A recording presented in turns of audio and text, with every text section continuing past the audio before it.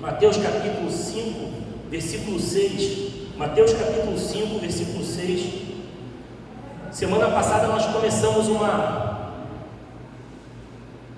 série de sermões e nós estamos utilizando o Evangelho de Mateus, aquilo que é conhecido como o Sermão da Montanha.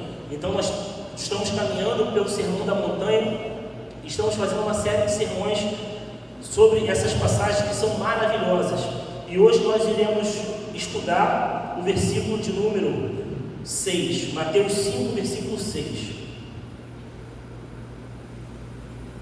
Bem? Diz assim a palavra do nosso Deus. Vou estar lendo a partir do 1, os irmãos acompanhem, mas a nossa pregação é em cima do 6. Vendo Jesus as multidões, subiu ao monte e, como se assentasse, aproximaram seus discípulos e ele passou a ensiná-los, dizendo: Bem-aventurados os humildes de espírito, porque deles é o reino dos céus. Bem-aventurados os que choram, porque serão consolados. Bem-aventurados os mansos, porque herdarão a terra. Bem-aventurados que têm fome e sede de justiça, porque serão fartos. Amém? Vamos orar mais uma vez.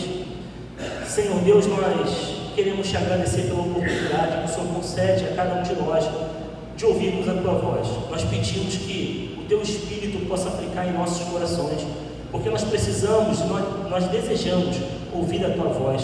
E nós queremos e ansiamos, ó Pai, aprender cada dia mais de ti, ser conosco, derramando graça e misericórdia. Assim nós oramos e te agradecemos, em nome de Cristo Jesus. Amém. Bem, meus irmãos, bom, o homem é um ser totalmente dependente. Na verdade, não existe vida sem dependência. Nós temos necessidades e dependemos dela para a manutenção da nossa vida, mas raramente nós paramos para pensar sobre isso. Por exemplo, quem para meditar sobre a necessidade do oxigênio? Mas nós necessitamos do oxigênio. Geralmente, quando a gente precisa de um balão de oxigênio, a gente para pensar como é necessário o oxigênio para as nossas vidas. Ou quem para pensar sobre a necessidade do nosso coração bater? A gente geralmente para pensar sobre isso quando a gente precisa ir a um cardiologista ou precisa fazer um eletrocardiograma, mas são necessidades básicas que nós temos. Isso aponta para o fato de nós sermos dependentes de Deus, dependentes e totalmente necessitados da graça do Senhor. O homem foi criado com esse senso de necessidade, esse senso de dependência de Deus. Porém, com o advento do pecado, o homem passa a distorcer essa necessidade. O homem passa a buscar a necessidade, começa a colocar o seu desejo, da sua necessidade em outras coisas. O homem passa a depender da criatura ao invés do seu Criador. O homem passa a ter necessidade nas coisas que foram criadas e deixa de lado o seu Criador. E se existe algo que o homem caído necessita ou ele busca aqui nessa terra, é de felicidade, é de ser feliz. A coisa que o homem mais busca é a sua felicidade. Tudo o que ele faz tem por alvo ser feliz. Isso é o homem natural. Um dos jargões mais falados da nossa época, da nossa geração é: o importante é ser feliz. Nós já ouvimos isso. Não importa. O importante é ser feliz. Todos os projetos, todos os planos a qual o homem faz, todo o seu plano de vida aqui nessa terra é baseado em buscar ou alcançar a felicidade naquilo que ele observa e diz: se eu tiver ou se eu obter isso, assim eu serei feliz. Esse é o homem natural. O homem caminha por essa linha. E aí nós temos visto todos os tipos de pecados sendo cometidos nessa busca desenfreada pela felicidade, por ser feliz. Necessidade do homem, ela passou a ser a felicidade. Por exemplo, as pessoas elas casam e descasam buscando a felicidade. A pessoa entra num relacionamento de casamento porque ela acha que se ela casar, ela vai ser feliz. Não leva em consideração que dois pecadores se unem para viver uma vida que glorifica a Deus. Mas o que no fundo, o que eles buscam é a felicidade. E através dessa busca, eles casam e descasam. Ou quando eles estão deprimidos, justamente por causa da falta de felicidade no relacionamento, e que eles vão procurar os famosos gurus da atualidade, o o que esses homens, na hora de aconselhar, vão dizer para ele? Olha, se você não está satisfeito, separe, você precisa ser feliz, busque a sua felicidade. É isso que nós temos visto, essa busca pela felicidade. Pessoas buscam a felicidade e no meio de impurezas sexuais, sexualismo ilícito, elas buscam através do prazer, elas querem ser felizes, através das drogas, através de tudo, elas buscam a sua felicidade própria. Pessoas, elas são cobiçosas porque elas acham que quanto mais dinheiro elas tiverem, mais felizes elas serão.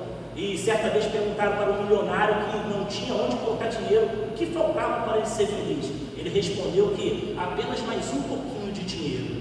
Ou seja, o homem ele nunca está feliz. Poderíamos passar aqui a noite toda citando exemplos e mais exemplos de como que o homem ele busca desenfreadamente essa felicidade. A necessidade do homem é ser feliz. E Jesus aqui nos apresenta, de fato, a felicidade, mas não como uma necessidade a ser buscada, mas como resultado da graça salvadora que transforma o homem caído em filho de Deus. Ele nos apresenta a felicidade como algo que acontece naturalmente e não algo a ser buscado desenfreadamente. E o Sermão do Monte, rapidamente falando, semana passada nós já falamos sobre isso, o reverendo Vinícius já tratou sobre isso. E o Sermão do Monte, ele não foi escrito para todo homem. Ele é um sermão que é dirigido aos filhos do Senhor, aos filhos de Deus, aqueles que foram salvos, lavados e remidos. E como é que a gente pode comprovar isso? Ora, pelas palavras do próprio Jesus, logo depois das bem-aventuranças: vós sois o sal e vós sois a luz. Um incrédulo não pode ser sal, um incrédulo não pode ser luz. Então, esse sermão, ele é produzido, ele é feito justamente para mostrar uma ética, a qual é sobremodo elevadíssima, mas para os filhos de Deus, aqueles que foram transformados pelo Senhor.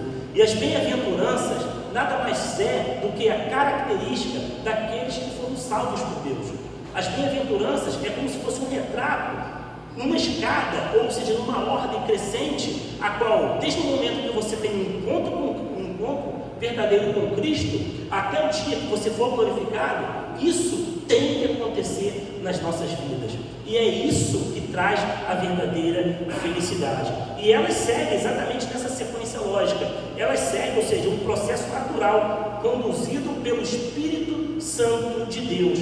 De modo que a misericórdia, bem-aventurados misericordiosos, ele não pode, nunca deve vir antes do humilde de espírito. É uma sequência lógica a qual nós precisamos observar. Daí o reverendo Vinícius, no sermão passado, ele nos apresentou as 3 primeiras bem-aventuranças. Ou seja, e nós aprendemos que humildade de espírito é a compreensão do nosso estado de miséria diante da santidade de Deus. Humilde de espírito é quando o homem tem os seus olhos abertos pelo próprio Deus e ele reconhece que ele é miserável, pecador, diante da santidade de Deus. Humildade de espírito. E diante dessa miséria, o que ele faz? Ele chora. Bem-aventurados os que choram. Ele vai chorar arrependido diante da sua percepção de que ele é miserável, pecador diante de Deus. Então ele chora. Percebe que é uma sequência? O encontro, reconhecimento de quem você é, então você chora arrependido e aí você parte para a próxima bem-aventurança. Os mansos, bem-aventurados mansos. Por que manso? Porque ele já não vive para ele próprio. Porque não é ele a ser considerado em primeiro plano. Ele sabe que ele é miserável, pecador. E então ele é manso, submisso à vontade de Deus. Ele não vive mais pela vontade própria, mas ele vive submisso ao Senhor. Mansidão, que não tem nada a ver com não arrumar confusão, como nós falamos aqui na aula de quinta-feira. Mas o homem torna-se manso naturalmente, obra do Espírito Santo de Deus em nossas vidas. Bem-aventurados mansos, deixando de pensar de forma altiva sobre nós mesmos. A humildade de espírito mostrou que nós somos dependentes do perdão de Deus e nós passamos a ser mansos. E aí a gente chega na bem-aventurança a qual nós lemos aqui, que é o versículo de número 6. Bem-aventurados os que têm fome e sede de justiça. E lembre-se, isso segue uma ordem lógica na salvação do homem, na vida do crente aqui nessa terra. E a primeira coisa que eu gostaria de observar com os irmãos é que o reino de Deus, ele é invertido, ou o reino de Deus, ele é diferente, totalmente diferente do reino aqui da terra. Isso a gente consegue observar no Sermão da Montanha. Por exemplo, o reino de Deus, ele é totalmente invertido quando comparado ao reino desse mundo. Geralmente quando ele fala que o maior precisa ser o servo, ou o último será o primeiro. Ele inverte a lógica do mundo, que o mundo busca a prioridade, mas o reino de Deus é o contrário, invertido. E nós vemos exatamente isso nas bem-aventuranças. Para o mundo, esse versículo que nós lemos, ele só teria lógica se ele fosse escrito da seguinte forma: justo é quem tem fome e sede de felicidade. Se pudéssemos escrever o versículo para o mundo, seria esse: justo é quem tem fome e sede pela felicidade. Seja feliz a todo custo. E aí a promessa dele seria: pois nunca alcançarão a sua satisfação. Porque a realidade é essa: o homem procura e busca a felicidade, mas ele nunca chega à plena felicidade, ele nunca está contente e feliz plenamente. Não tem como a parte de Deus. E fome e sede, irmãos, são sinônimos que o nosso corpo, são sintomas de que o nosso corpo está necessitando de algo vital para a vida. Fome e sede são necessidades básicas a qual, se você não se alimentar, você morre. Se você não tomar água, você vai morrer. Então o Cristo, ele começa mostrando uma necessidade vital para nós e coloca exatamente nesses termos: feliz é quem tem fome e sede. É um reino invertido. Porque quando a gente tem fome e sede, o que a gente sente? A gente sente tristeza. Quem é que está com fome e fica bem-humorado aqui? Quem é que está com fome e fica sorrindo alegre? Talvez alguém vai pensar assim: nossa, se eu tiver com fome, ninguém para na minha frente. Sai da frente que até vem crente. Geralmente a gente fala assim. Por quê? Porque fome e sede plenas não tem como trazer felicidade. Ela traz incômodo, ela traz tristeza. Mas para Cristo não. Fome e sede significa ser feliz. Mas ele está tratando de algo específico. Interessante que a fome e sede, elas vão causar naturalmente uma alegria. Mas aonde? Na vida do crente. Mas é fome e sede de alguma coisa. É fome e sede de algo específico.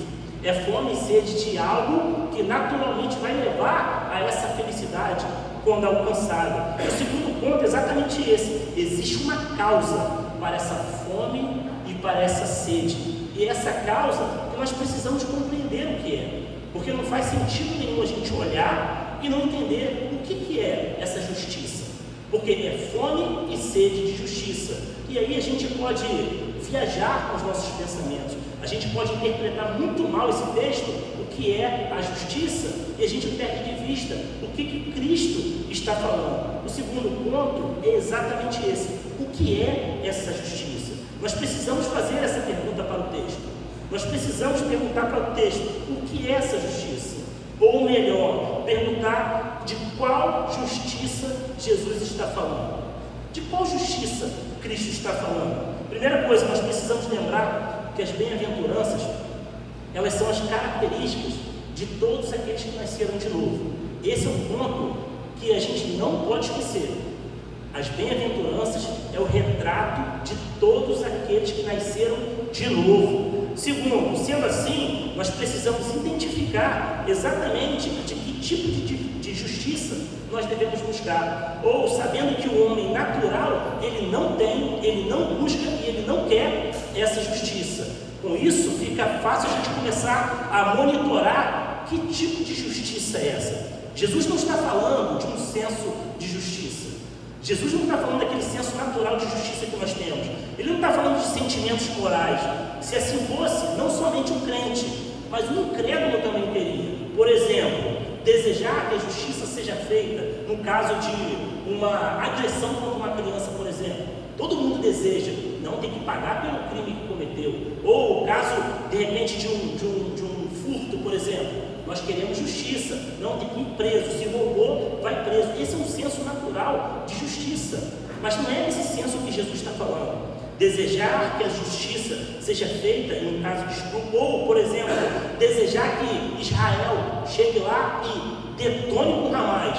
Esse é um senso de justiça, mas não é disso que Cristo está falando. Essa justiça a qual qualquer homem pode ter. Ele também não está falando aqui de uma justiça social. Muitos teólogos famosos, conhecidos, eles vão dizer que a justiça a qual Cristo está falando aqui também é uma justiça social. Ora, mas lembre-se, o Sermão da Montanha, as bem-aventuranças, são para aqueles que nasceram de novo. Uma justiça social, se fosse assim colocado, o incrédulo poderia fazer. Há alguém que faça mais justiça social do que outros tipos de religiões que acham que fazendo uma justiça, ajudando o necessitado, eles alcançarão o favor de Deus? Então não é dessa justiça que Jesus está falando. E a gente tem que se aprofundar no texto para a gente descobrir qual é essa justiça. Geralmente, todos esses tipos de justiça é que faz o homem pensar que ele é aprovado diante de Deus.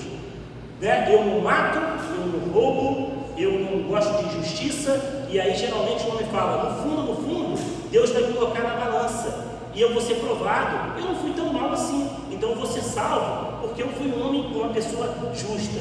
Porém, quando Jesus fala que feliz é quem deseja ardentemente a justiça, ele tem em mente algo que foi amplamente revelado no Antigo Testamento. Amplamente, algo que faz todo sentido na sequência lógica das bem-aventuranças. Quando a gente repara, faz todo sentido a qual justiça Jesus está falando com a ordem lógica da nossa nova vida em Jesus Cristo, a nova vida em Deus. E os textos que nós utilizamos, irmãos, na nossa liturgia, eles revelaram para nós que tipo de justiça é essa. Mas talvez nós não tenhamos prestado atenção, e aí eu convido a você a voltar um pouquinho nesses textos para a gente identificar exatamente que tipo de justiça é essa. Vamos voltar ao livro do profeta Isaías número 46. Voltem, deixe marcado Mateus, e voltem, livro do profeta Isaías 46.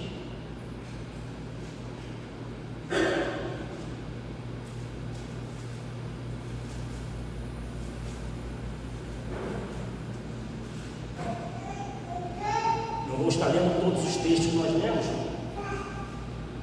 mas são os principais para que a gente possa compreender. Isaías 46, 12 e 13, ele vai falar o seguinte: ouve-me vós, os que sois de obstinado coração, que estáis longe da justiça. Faço chegar a minha justiça e não está longe. A minha salvação não tardará, mas estabelecerei em Sião o livramento, em Israel a minha glória. Agora vamos, dê um pulinho em Isaías 51. Isaías 51,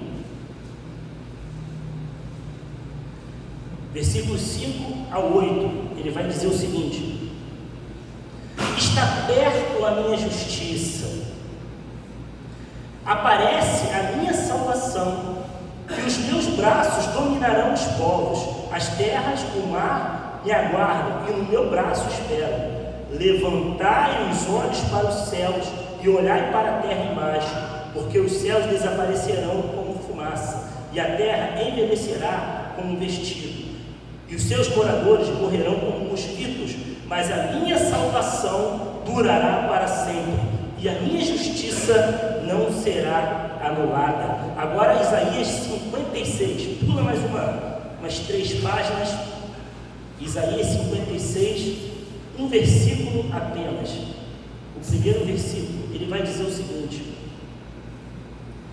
assim diz o Senhor, mantende juízo e fazei justiça, porque a minha salvação está prestes a vir, e a minha justiça prestes a manifestar-se. Irmãos, olhando todas essas passagens e sabendo que Jesus ele está falando inicialmente, pelo menos o Evangelho de Mateus, ele foi escrito para os judeus, um povo que conhecia muito bem o Antigo Testamento, e Jesus gostava muito de usar o livro do profeta Isaías, a gente começa a perceber que justiça é sinônimo de salvação. Jesus está falando sobre algo importantíssimo, que é a salvação. E aqui a gente vê um paralelismo muito comum na poesia hebraica. A gente vê a mesma coisa com palavras diferentes. A gente consegue perceber isso no texto. Ou seja, ele está falando que a justiça e a salvação, ele está usando palavras diferentes para dizer a mesma coisa. E aí a gente já começa a perceber que a justiça a qual Jesus está tratando é a salvação. E assim fica claro para cada um de nós. Porém, de repente, para você pode ter alguma dúvida no seu coração. Por quê? Porque foi citado textos do Antigo Testamento. Então a gente vai lá para Romanos, capítulo 1. Abram Romanos, capítulo 1, 16 e 17.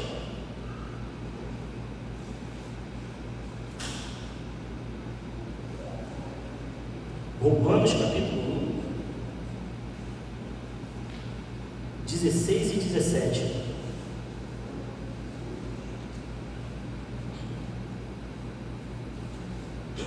E ele vai dizer o seguinte: pois não me envergonho do Evangelho, porque é o poder de Deus para a salvação de todo aquele que crê, primeiro do judeu e também do grego, visto que a justiça de Deus se revela no Evangelho, de fé em fé, como está escrito: o justo viverá pela fé. A justiça de Deus se revela no Evangelho. Então Jesus está falando sobre a justiça, que é a justiça da salvação. Ele está tratando de algo específico. Não é uma justiça moral, uma justiça que todo homem tem, mas é uma justiça que só o crente tem, que é a salvação.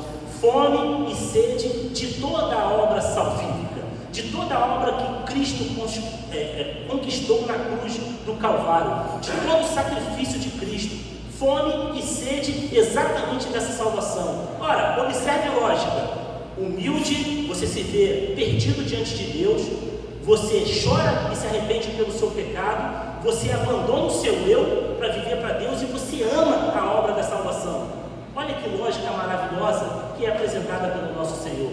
Essa é a característica do verdadeiro salvo. Fome e sede de toda a obra salvífica. E não é apenas da justificação, porque tem muitos que pensam que justiça, a palavra justiça e justificação vem da palavra justiça, é só justificação, mas não. O que ele está falando é de toda obra salvífica. Fome e sede de ser justificado por Deus, desejo de perdão, humildade de espírito, desejo de ser perdoado e é justificado. Fome e sede de santificação. A obra da salvação ou da justiça de Deus revelada no Evangelho vai nos conduzir a essa vida, querer viver uma vida vivida para a glória de Deus. A vida da salvação, viver para a obra de Deus, para a glória de Deus. Fome e sede de ser glorificado. Fome e sede de estar livre totalmente do pecado naquele grande dia. Toda a obra da salvação, somos justificados, somos santificados e somos glorificados através dessa obra. E essa é a fome e sede de justiça que todo crente tem que ter para que seja feliz. Feliz é quem ama a obra da salvação, todos os méritos de Cristo conquistado na cruz do Calvário. Você tem fome e você tem sede da obra de Jesus Cristo. Você tem fome e tem sede de andar em santidade diante de Deus, de glorificar a Deus através da sua vida. Isso é uma característica do nascido de novo. Se você que professa a fé, se você não apresenta essa fome e essa sede de justiça, você precisa parar para analisar. Você precisa colocar essas bem-aventuranças e eclipsar elas sobre a sua vida e reparar se essas características estão contidas na sua vida. Nós precisamos observar. Temos fome e sede de todos os benefícios conquistados pelo nosso Senhor e Salvador, a ponto de dizermos como Paulo: não sou eu quem vive, mas Cristo vive em mim. Um homem que era humilde, um homem que era manso, um homem que tinha fome e sede de salvação, que era manso, não vivia para ele, mas Cristo vivia na vida dele. Para um coração que não foi alcançado pela graça de Deus, esse desejo não faz sentido nenhum. Esse desejo ele não faz. Um coração que nunca foi salvo, nunca foi lavado por Cristo, nunca foi transformado, uma pessoa que nunca teve esse encontro verdadeiro, que não ganhou de presente a nova vida de Deus, essa fome e essa sede, ela não existe na vida dessa pessoa. ela não existe na vida dessa pessoa. O desejo de se santificar e naquele grande dia estar com o Senhor na glória, livre de todo o pecado de uma vez por todas, a qual não entrará pecado, estaremos com Ele eternamente. Você sente prazer nisso? Você tem fome e sede de estar salvo, de se santificar, de viver para a glória de Deus? Muitos de nós, mas nós dentro das igrejas, nós sofremos porque a nossa fome e sede não é pela justiça de Deus. Muitos de nós estamos deprimidos, porque a gente acha que por ser filho de Deus, nós devemos comer o melhor dessa terra. Na verdade, o que a gente tem buscado é a felicidade. A gente quer o ouro do céu na terra. A gente quer ser feliz na terra. Então a gente vive deprimido, porque eu não posso fazer isso, eu não posso fazer aquilo, porque a minha vida é difícil, porque eu estou sofrendo isso, eu estou sofrendo aquilo. Mas ter fome e sede, ser feliz, porque tem fome e sede de salvação, nada do que a gente passa aqui nessa terra tem o poder de tirar essa felicidade, essa alegria do verdadeiro crente. E a gente precisa parar e refletir sobre isso, porque é uma característica de todo aquele que nasceu de novo. E isso precisa ser apresentado na minha vida e na sua vida. Por isso que é um padrão altíssimo, que a gente só consegue pelo mérito e obra do Espírito Santo. Pela força do seu braço, do meu braço, nós nunca conseguiremos alcançar esse padrão.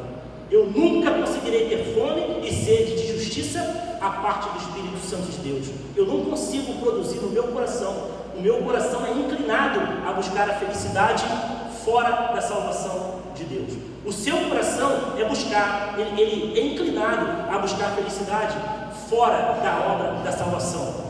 Seja no dinheiro, seja no prazer, seja na saúde, seja no casamento, seja lá onde for. Se não for a obra da salvação, você nunca será verdadeiramente feliz e satisfeito aqui nessa vida. Vive uma vida de murmuração, de reclamação. Por quê? Porque não consegue olhar para a cruz e ver o sacrifício, ver a obra salvífica de Cristo, o preço que foi pago, e está rendido a essa obra, está rendido e agradecido ao Senhor, porque nós não temos méritos nenhum, é de graça, foi por graça do Senhor. Louvado seja o nosso Deus. E muitos de nós temos vivido dessa forma, estamos tão preocupados com tantas coisas aqui da terra, que geralmente a nossa busca de alegria está ligada exatamente às coisas terrenas. Esquecemos que a ordem é: buscar, pois, em primeiro lugar o reino e a sua justiça. Essa é a ordem. E não é que todas as coisas boas vão ser acrescentadas, não. A promessa é que as coisas necessárias para a sua vida, comida, bebida, vestimento, até nisso o Senhor mostra um padrão de humildade diante daquilo do crente. Você não vai ter tudo que você buscar, mas primeiro você tem que buscar o reino e a justiça, e o Senhor tem o sustentado. Alegre-se na justiça do Senhor, alegre-se na obra da salvação do nosso Deus. Sinta alegria e prazer nessa obra, sinta prazer e alegria nessa obra do Senhor. E terceiro ponto, meus irmãos, já caminhando para o final, essa fome e essa sede, elas serão saciadas. Existe uma gloriosa promessa desses versículos. Olha o versículo, vou ler novamente o versículo. Mateus capítulo 5, versículo 6, ele vai dizer: bem-aventurados que têm fome e sede de justiça. A promessa é por quê? É porque eles serão fartos. Se você tem fome e tem sede da verdadeira justiça, você será saciado. Que gloriosa promessa é essa? Que gloriosa promessa é essa? Será que o seu coração fica aquecido em saber que você será saciado se você tem fome e sede dessa salvação? O homem que tem fome e sede de felicidade, ele vive preso aos projetos dessa terra. Ele deseja buscar a alegria dos projetos dessa terra. Ele tem fome e sede dos prazeres dessa terra. Os projetos são voltados para essa busca. Quando pensa que alcançou, ele vai descobrir que falta um pouquinho mais. Quando ele acha que ele já alcançou a felicidade, ele descobre que ele precisa de um pouquinho mais para ser feliz. Esse é o homem natural, nunca alcança a plena felicidade. Mas os filhos de Deus não. tem fome e sede de justiça, a promessa do Senhor, que não é homem para mentir, serão saciados pelo Senhor, fartos de perdão, fartos de comunhão com Deus, fartos da santidade, até porque sem santidade ninguém verá o Senhor. Você tem fome e sede de justiça? Sem a santidade que provém da justiça, ninguém verá o Senhor. Esse é um aspecto muito interessante. Na teologia a gente chama de o já e o ainda não. Nós estamos sendo saciados até aquele grande dia quando estaremos completamente saciados, totalmente livres da ação do pecado sobre as nossas vidas. Estaremos totalmente transformados, um corpo glorificado naquele grande dia. Mas a promessa é que agora o Senhor sacia a nossa fome e a nossa sede. Ele nos ajuda nas nossas dificuldades. Ele faz com que a gente fique feliz aqui nessa terra. Por quê? Porque a gente busca exatamente a justiça. Fome e sede de Deus. Fome e sede de toda obra da salvação. E a certeza de que Deus irá nos saciar, ela nos impulsiona para um texto que é muito mal compreendido na nossa época. Eu convido a você a abrir Lucas capítulo 11. Esse texto ele aparece em Mateus também, mas o texto paralelo de Lucas traz uma informação adicional que às vezes a gente não percebe. Abram lá Lucas capítulo 11, do 9 ao 13.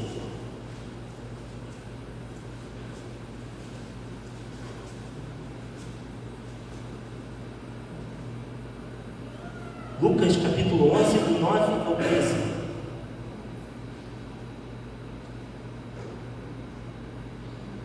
Diz assim a palavra do nosso Deus: por isso vos digo, pedi e dar-se-vos-á, buscais e acharei, batei e abri-se-vos-á. Pois todo que pede recebe, o que busca encontra, e a quem bate, abrir-se-lhe-á. Qual dentre vós é o pai que, se o filho lhe pedir pão, lhe dará uma pedra? Ou se pedir um peixe, lhe dará no lugar de um peixe uma cobra? Ou se lhe pedir um ovo, lhe dará um escorpião? Ora, se vós, que sois maus, sabeis dar boas dádivas aos vossos filhos, quanto mais o Pai Celestial dará o Espírito Santo àqueles que lhe os pedirem. A mal interpretação que geralmente nós temos, justamente por causa de uma péssima teologia, a teologia da prosperidade, a confissão positiva, que diz que se você pedir com fé, você recebe, e a gente para olhar esse texto e acha que tudo que a gente pedir, Deus vai nos dar, porque só basta pedir e bater. Mas o texto mostra o que nós precisamos, é do Espírito Santo, e para a santificação nós precisamos dele, ele agindo em nós. Paulo vai dizer, buscai pois a vossa santificação, mas tanto querer quanto realizar vem dele, tudo é dele. Então peça, porque a promessa ele vai saciar a sua vida. Porque se você tiver fome e sede de justiça, peça, porque Deus irá te saciar. Peça o Espírito Santo, peça a ação de Deus, peça para que ele trabalhe em você, peça para que ele te ajude a você abandonar aquele pecado de estimação a qual você não consegue abandonar. Peça ao Senhor, tenha coragem de pedir. Se você tem fome e se você tem sede de justiça, de salvação, da obra salvífica de Jesus Cristo, existe algo específico no pedido: o Espírito Santo. Fome e sede da obra salvífica, a promessa de sermos saciados. Então peça, porque quem beber dessa água nunca mais terá sede. Foi isso que Cristo falou para aquela mulher naquele poço: quem beber dessa água nunca mais terá sede. Fome e sede, beba e você nunca mais terá sede. E já finalizando, vamos abrir o último texto, João 6, 35. Pule um pouquinho, João 6, 35.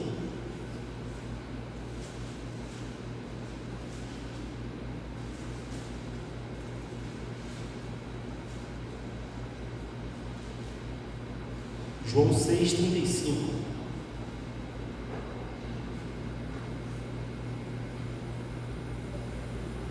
Diz assim a palavra do Senhor: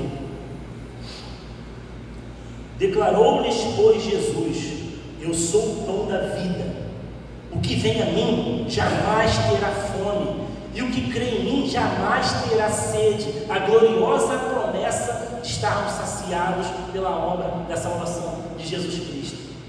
Esse texto ele só faz sentido para aqueles que têm fome e sede de justiça, porque a promessa de Deus é: Ele vai nos saciar, Ele vai nos ajudar, e nós chegaremos naquele grande dia, a qual estaremos totalmente livres do pecado, porque é Ele, a promessa vem dele, não parte de mim, não parte de você, mas parte de que Ele é fiel e poderoso para nos sustentar até aquele grande dia, de forma que nada nem ninguém tem a capacidade de tirar cada um de nós das mãos gloriosas do nosso Salvador, que nos salvou e nos deu uma nova vida, e é através dessa nova vida que nós passamos a ser verdadeiramente felizes, porque a felicidade plena só vem naqueles que tiveram um encontro verdadeiro com o Senhor, naqueles que foram nascidos de novo, porque pode vir o que for, pode vir tempestade, pode vir vendaval, pode vir o que for, a casa alicerçada sobre a rocha nunca desaba. Por quê? Porque Cristo prometeu, e nós não vamos passar fome, e nós não vamos morrer de sede, porque a promessa é: seremos saciados por Ele. E eu concluo dizendo que o homem ele nunca alcançará a tão sonhada felicidade. O homem natural pode buscar em todos os lugares, ele pode receber todo o dinheiro do mundo, sempre vai faltar mais um pouquinho para ele ser feliz. E é assim com todos os planos e projetos de nossas vidas. Você vive e morre buscando a felicidade e nunca encontra. Por quê? Porque a felicidade plena, verdadeira e absoluta nós só encontramos na obra da salvação. Um novo coração, uma nova vida em Cristo Jesus. Só assim nós somos felizes. Só assim nós somos felizes quando o dinheiro acaba, quando a saúde vai embora, a doença vem, a saúde some, quando nós passamos por perseguições, quando nós passamos por problemas diversos, a nossa felicidade continua pelo simples fato de que nós temos fome e sede de justiça. A verdadeira felicidade não é algo para ser buscado pelo mundo, é uma consequência da ação sobrenatural de Deus em nossas vidas. Deus agiu, nós somos felizes. Deus trabalhou no coração, o homem passa a ser naturalmente feliz e feliz de verdade. Não é um engano, mas ele torna-se verdadeiramente feliz, porque ele passa a ter fome e passa a ter sede da justiça. Os verdadeiros filhos de Deus, aqueles que reconhecem a sua miséria diante de Deus, aqueles humildes de espírito, aqueles que choram diante de Deus, buscando perdão pelos seus pecados, e choram, se derramam diante de Deus, e aqueles que abandonam o seu próprio eu, eles não vivem mais a vontade própria deles, mas eles vivem para a glória de Deus, eles se tornam mansos diante dos nossos olhos, e mais, eles passam a ter fome e sede de andar aqui nesta terra, glorificando a Deus através da sua vida e aguardando aquele grande dia quando estaremos na glória eternamente com eles, totalmente transformados, uma vida totalmente sem pecado, a qual irá ser consumado, onde não haverá mais fome, onde não haverá mais dor, onde não haverá mais tristeza, só alegria plena diante a face do nosso Salvador. Amém, meus irmãos? Que a gente possa compreender que não basta ser justo segundo o mundo, querer fazer coisas boas, porque nós não conseguimos alcançar o favor de Deus. O que nós temos que amar é a justiça que vem dele, a justiça da salvação, a justiça revelada no Evangelho, toda a obra de Cristo que nos salvou, que nos lavou e que nos deu vida quando nós estávamos mortos. Que Deus nos abençoe, que Deus nos dê sabedoria e que com todo esse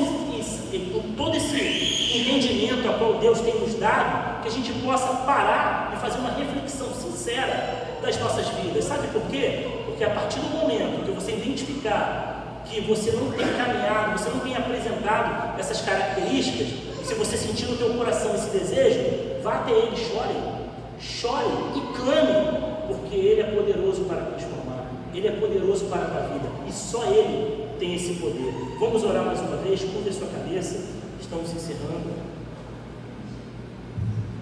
Senhor Deus, muito obrigado, Senhor, pela Tua palavra, muito obrigado, Senhor, porque o Senhor corrige e exorta os Teus filhos a qual o Senhor ama. Muito obrigado, Senhor, porque o Senhor também coloca a alegria no coração de todos perseguidos por causa da justiça. O Senhor coloca alegria no coração de todos aqueles que são perseguidos pelo Teu nome, todos aqueles que querem viver uma vida piedosa em Cristo Jesus, como o Senhor mesmo fala na Tua palavra, irão padecer nessa terra.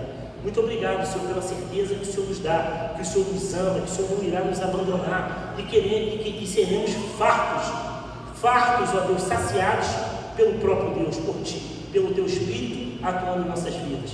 Nós somos gratos como Teu povo escolhido de propriedade do Senhor, sem méritos nenhum nas mãos, Senhor, mas confiando única e exclusivamente na obra do nosso Senhor e Salvador Jesus Cristo. Ser conosco nos ajuda. Assim nós oramos e agradecemos em nome de Cristo Jesus. Amém.